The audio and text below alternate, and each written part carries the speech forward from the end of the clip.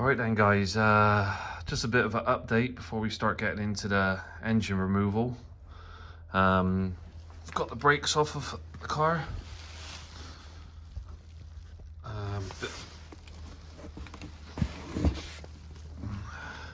Bit of corrosion on them, so gonna get all the paint off them. Someone's tried painting them before. Not really done a great job of it. It's kind of all over the brake pipes and everything. The pads look like they got life left in them, so we'll take the pads out. Yeah, get these cleaned down, see how bad the corrosion is, shot blast them down, see if there's any leaks maybe, and then get these restored. They're all kind of in the same sort of condition. Brake discs are off. There's no lip on them or nothing like that, but they've just been sat for a long time. So they've got corrosion on little faces of them. Apart from that, they say they're like new really. I say they've not been on that long, they've just been sat for a while and corroded up. So I found a company that can turn the discs. So we're gonna send them down to them, they can turn the discs, we'll see how they turn out, see what they look like. I say I want to try and reuse everything that can be reused.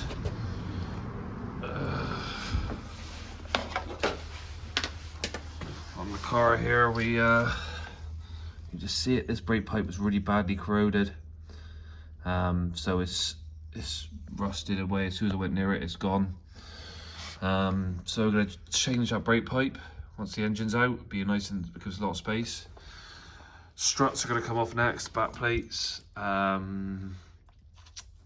Anyone out there, guys, I'm looking for info on these WRX, the Bugeyes. What was the factory fitted suspension, manufacturer? Any info you can get me on that would be great. I would love to rebuild these shocks and put them back to factory. But I'm finding it hard online to find what struts were fitted to them. I can find the make of them, but you know, I need more details really to rebuild them. So anyone get me any info on that would be great. Once the engine's out, probably take down the subframe, start looking at clean that up, treating it, check all the suspension components. Anti-roll bar is very rusted, so clean that up, make sure if it's nice and tight on the front end. These can be the next thing to come off the side skirts. Check all the seals, make sure they're okay. At the back here, back bumper is off. I'm going to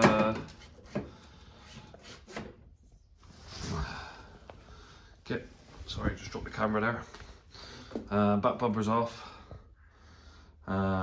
It's quite easy to come off, to be honest. I hate going near back bumpers and stuff like that. It's always a pain in the tits. This one come off pretty easy. Majority is these sort of clips here. Pull your headlights out. You can get to, there's a couple of screws behind it.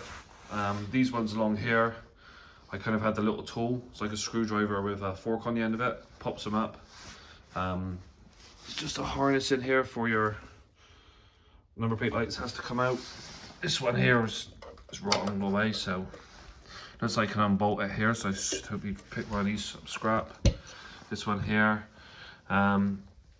Yeah, so that bumper's off. Doesn't look too bad. Say the arches, the seals, I have to look into more. I've kind of cleaned the mud and stuff off of them. So you pull the seal out, the arches have gone inside here. The next job after that is, if you can see in there, it's a bit hard to see, but there's a lot of corrosion on that rear cross member. I'm going to drop that down, see if it's completely rotted out. If it is, we'll try and find a new one. If we can save it, we'll keep that one. Same for these doors, these arms, and then go through the back of it. The back plates disintegrated. The disc took a bit of was tight on there, so I give it a bit of a slap and it kind of just, yeah, the back plates disintegrated. I found them online. They're not the cheapest, probably about 100 quid for a pair. Don't know why back plates are always so expensive. But yeah, once the engine's out, we're gonna start looking into the back end here. So get the cross member down, check all this area out, make sure it's not rotten, and go from there, guys. So yeah, next we're getting to removing the engine.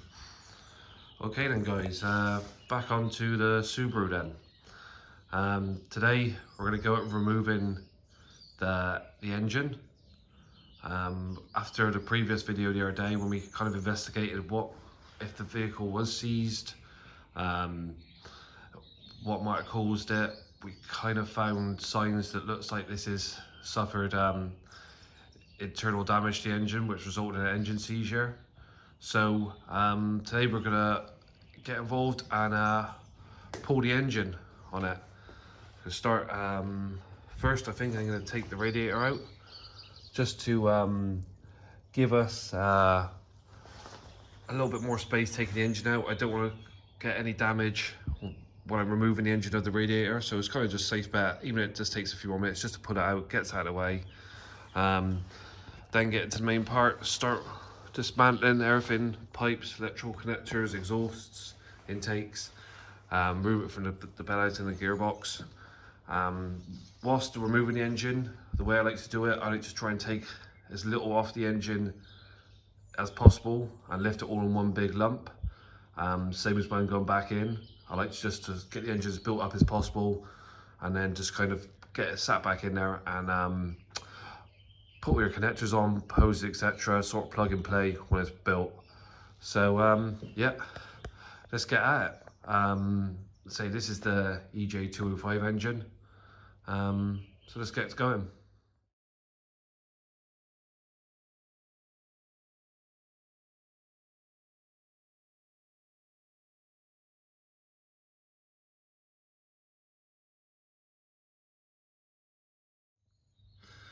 So we just had our first casualty of the day, the top hose clamp sheared off. Gonna have to saw that one off. I've taken a few pictures of the engine itself before I start taking it apart, so I can get all the hoses and wires rerouted correctly in the where they are now. I want to try and obviously get it back as OEM as possible. One of my pet hates is a mechanic air conditioning. Another nice easy job. The air conditioning always seems to ruin it by being a pain in the ass. See if there's any gas in the system, just by check that, see if there's anything in there, any pressure. If no pressure, we'll just disconnect the pipes and looking to maybe get it regassed when the project's done. We're just going out the throttle cable here. Just going to loosen that one off. I noticed it's very slack. There's a lot of free play in that. I don't know if that's supposed to be that way. We'll put it back together. We'll see what sort of adjustment should be done on your throttle cable. Okay, then radiator is out of it. Let's give us a lot more space here for wiggle room with the engine. It's got to come forward. You know yourself, if you leave the radiators in, it always get a slap when you're taking the engine out, it just causes more damage. So a few minutes gets out of the way. Leave the AC rad in here. A little crap in here, leaves and stuff. I'll clean all that out at a later date. Very easy to get the radiator out. 2 plugs, one here, one just tucked up in here. Very easy to put off. These bolts here, this one here was trying to snap, so a little bit of WD-40 down to the threads and work it back and forth with a ratchet. Came out nice and slow. Air filter intake is off. If you look here, you can see it's been rubbing. There's a hole actually coming through in the filter element there, so I have to replace the cone filter element on it. It's been rubbing down in here somewhere, maybe on that harness. But you don't want no holes in your air filter. It has to be nice and sealed up, otherwise it's useless. You let dust or something into your intake. So we'll have to probably get a new cone filter for it. Just on the intake here, block this off. I always use masking tape to block off my intakes, coolant hoses or something once I take the hoses off. I've seen guys before use sellotape and you can run into problems. You rebuild the engine, the sellotape being transparent, you'll just forget about it and your car won't start, or you know you're having troubles with flow in the system, and it's because you've missed the sellotape covering your hoses, exposed hose, etc. So masking tape's good. You can quite seriously what you got blocked off. Radiator itself don't look too bad. No real signs of leaks. Needs a clean up, a bit cobwebby, a bit dusty. We'll give her a good blast through.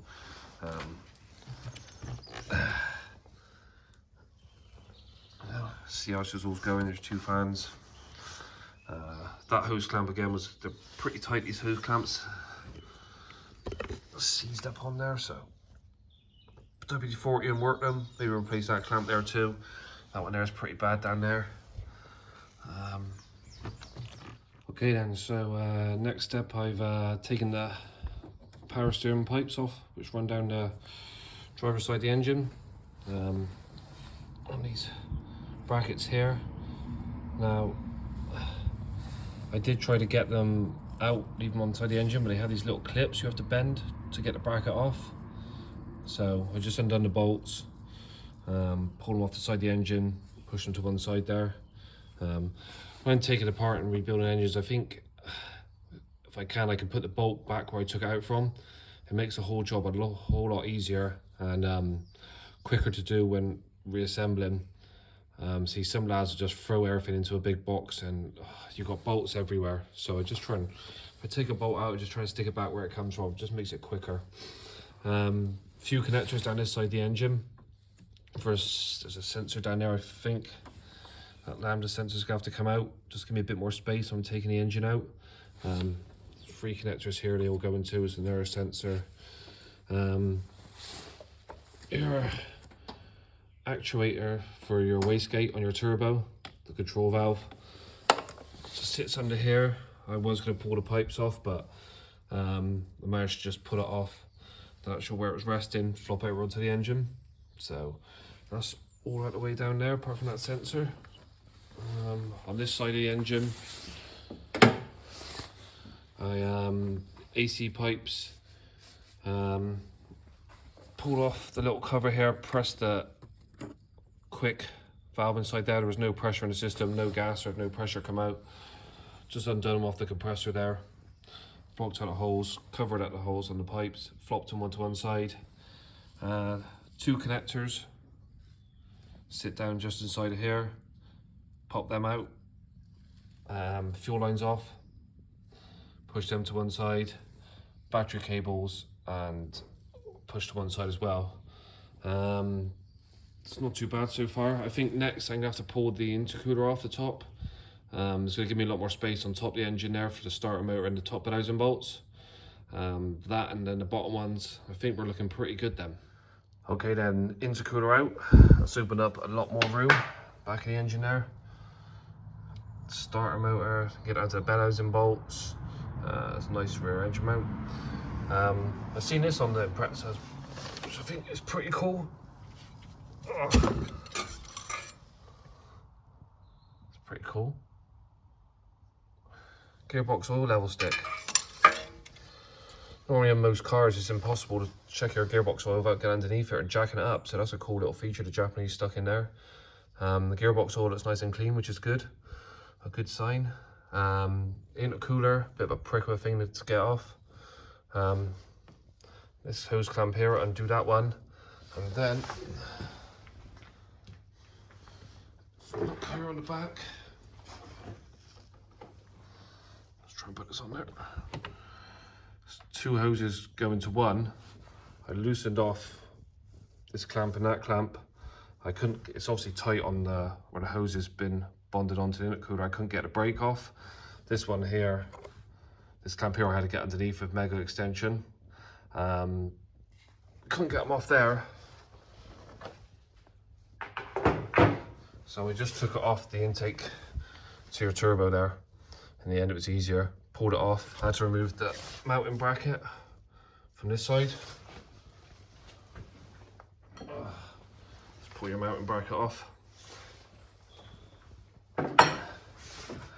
That gave me enough room then so I could slide the intercooler this way and then get it off here, which was the easiest way to do it. Okay, so heat shields, another one of my things I hate.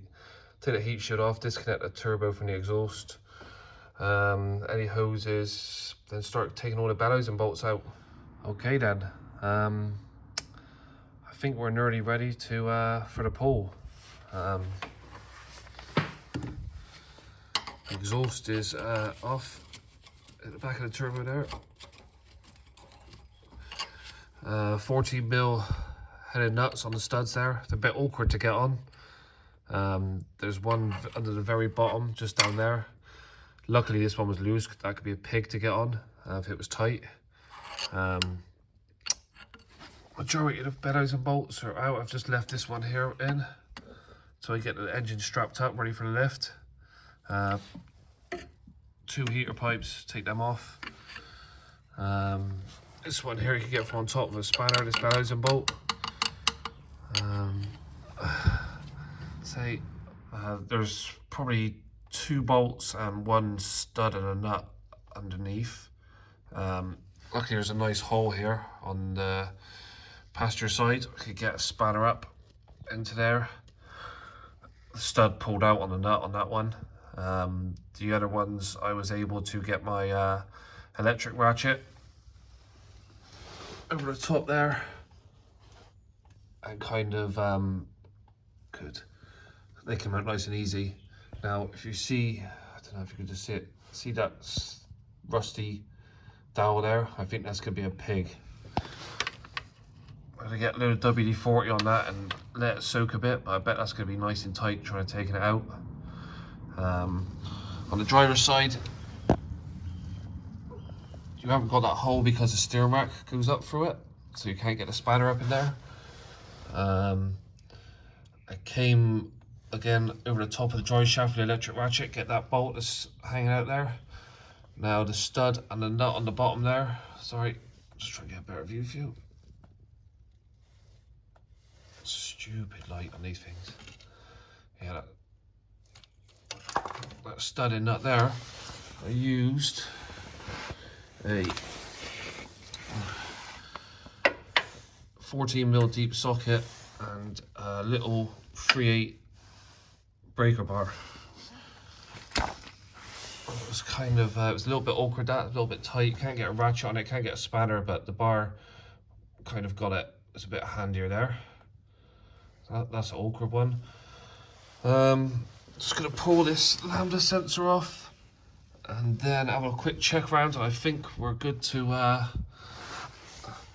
try and lift the engine out. Okay, I think we're about ready for the lift now, to be honest. I can't find any actual engine mounts or lifting eyes on the engine to lift with, so kind of made up these there yesterday. Gone through the AC compressor bracket, put a shackle on there.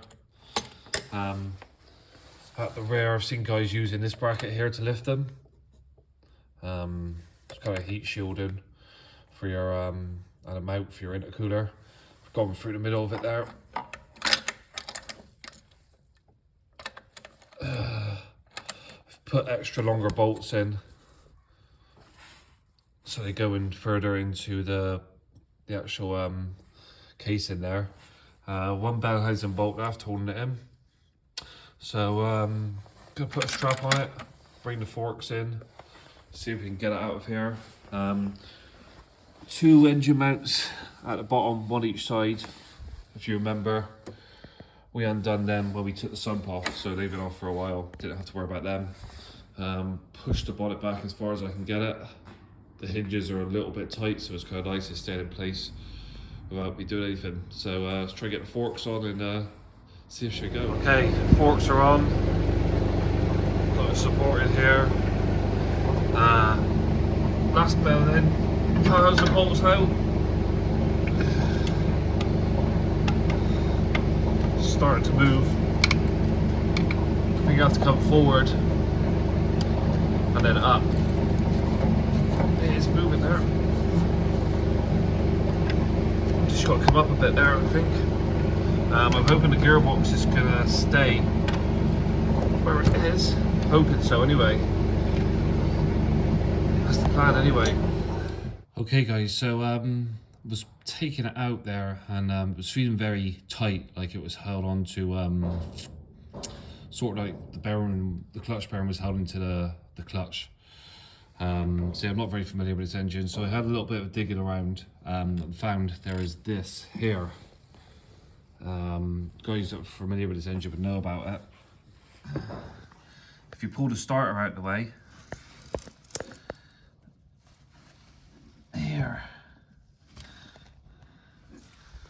there is a little bung with a 10mm Allen key in it. Pop that out, and then there's a shaft that runs through your clutch fork. I stuck a little 6mm bolt in the end of it, and I levered it out with my bar here. It came out relatively very easily, pretty much. That's one of those things when you've got everything crossed and praying it's not seized.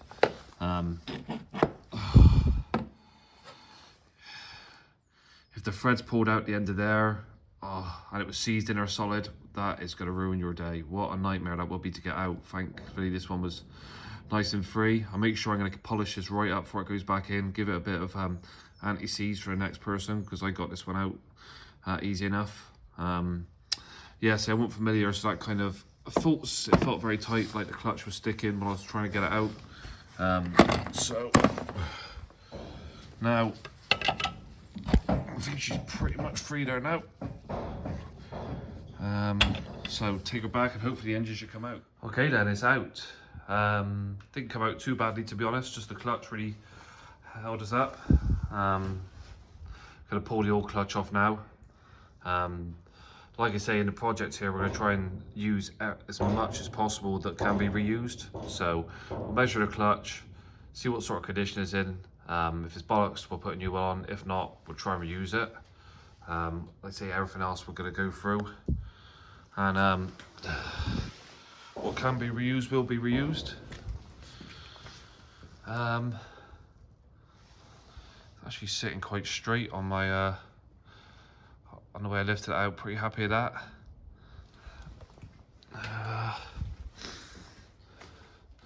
Nice big hole. It's actually a very simple engine to get in and out. It's not really difficult at all. The clutch was the only thing that really could have was a bit, oh, what's going on there? Bearings, yeah, it's probably seen better days. I'd say we'll be changing that just for the fit of it. See, when you're putting it out, if you've got the clutch fork in, it's only get so far before it gets stuck. There's a ring, locking ring, it sits on the back there. The big release bearing clips into that, like on the. So then, obviously, what you can't put it so far. That's going to hold your engine in. Yeah, we're going to whip the clutch off now, get it bolted onto the engine stand, and now we'll start stripping. Okay, then it's all mounted down nicely onto the engine stand. Slack there, bolt it onto the back nicely.